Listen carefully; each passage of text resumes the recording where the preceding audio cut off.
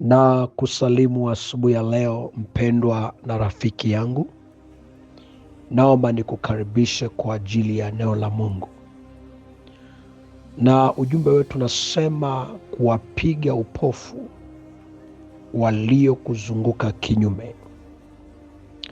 Kitabu cha Mwanzo mlango wa 19 mstari wa 10 na wa 11. Lakini wale watu wakanyosha mikono yao, wakamuingiza Lutu nyumbani, wakafunga mlango.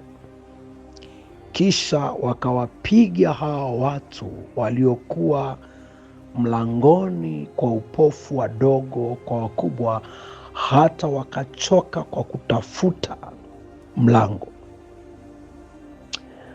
Asubuhi ya leo, mpendwa wangu, kuna sababu ya kuomba maombi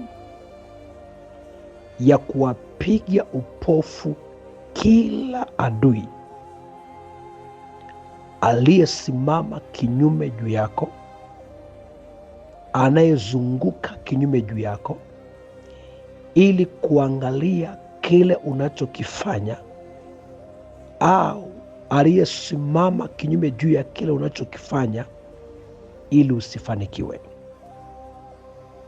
Watu hawa Sodoma na Gomora waliinuka kinyume juu ya watumishi au malaika ambaye Mungu aliwatuma Sodoma, na wakaingia kwenye nyumba ya Lutu,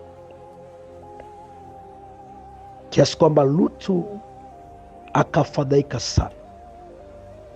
Lakini wale malaika, maandiko yanasema, wakamuingiza kwanza Lutu ndani ya nyumba yake, wakashughulika na wale walio kinyume na wao, waliokuwa wanataka kufanya uharibifu juu yao.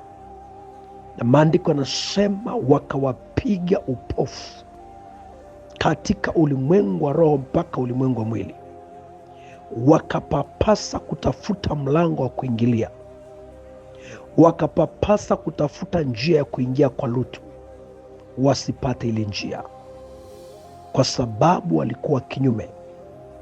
Na Mungu akaachilia upofu wasione kilichokuwa kinaendelea. Asubuhi ya leo nikuambie mpendwa, yuko adui anazunguka kwenye vitu unavyovifanya. Lengo lake ni kukukwamisha. Lengo lake ni kuona wewe usifanikiwe. Lakini kwa jina kuu la Kristo unaweza kusimama kupitia hilo jina na ukaomba maombi ya kuwapiga maadui zako upofu, wanaozungukia kazi yako, wanaozungukia miradi yako, ili kutazama mambo unayofanya kwa jicho la usuda.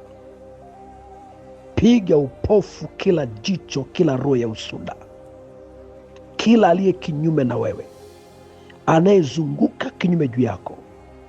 Omba maombi ya kuwapiga upofu. Katika kile kitabu cha Wafalme wa Pili na mlango ule wa 6 kuanzia mstari wa 15, maandiko yanazungumza juu ya mtumishi wa Elisha.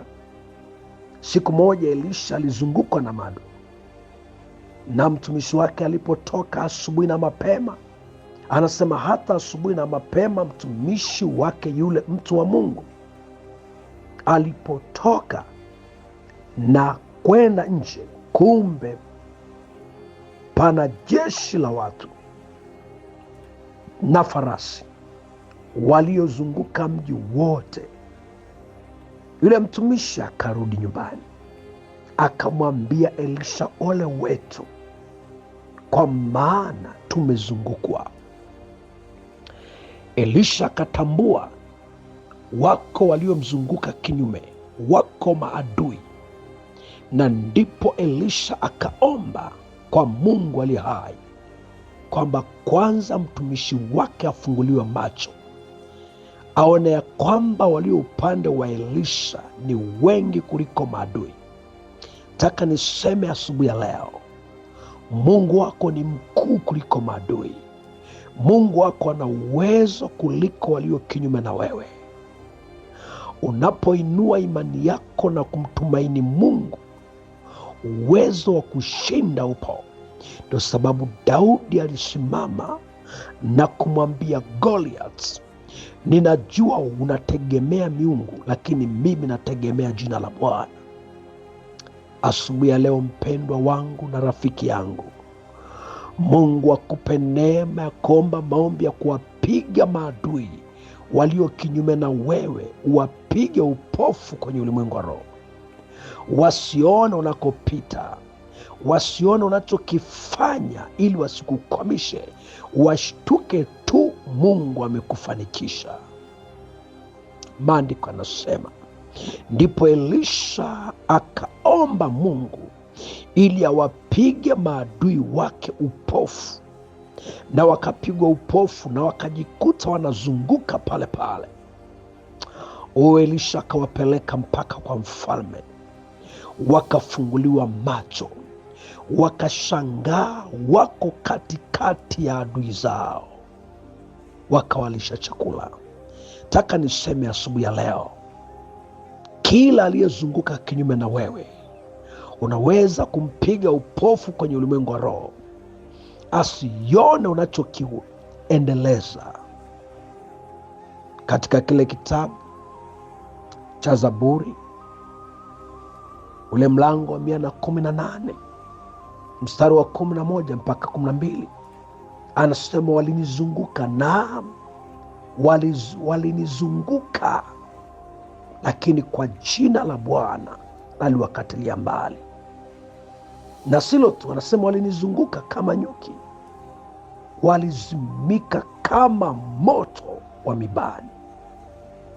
Jina la Bwana linaweza kuwazima wote walio kinyume na wewe, wakazimia kitambo. Wanapokuja kufufuka, kitambo wanapokuja kuzinduka, wanakuta Mungu amekupeleka mahali anakotaka kukupeleka. Watashangaa baraka zako zimeonekana. Omba maombi. Kila aliyezunguka kinyume ofisi yako, kila aliyezunguka kinyume maono yako na mipango yako, omba maombi ya kupofushwa katika ulimwengu wa roho, ili Mungu akupe neema wewe ya kupenya. Tuombe. Mungu, katika jina la Yesu, asante kwa sababu ya mtoto wako huyu, wako waliomzunguka kinyume juu yake, waliozunguka kazi ya mikono yake, waliozunguka maono yake. Katika jina la Yesu, mpe neema ya kuomba ili ushindi upate kutokea kwenye maisha yake, kwa jina la Yesu Kristo, amen. Rafiki yako Mwalimu Bishop Daniel Mathew, Arusha, Tanzania. Namba ya ushauri na maombezi, anza na jumlisha kama uko nje ya nchi, jumlisha 255 766 92 11 70.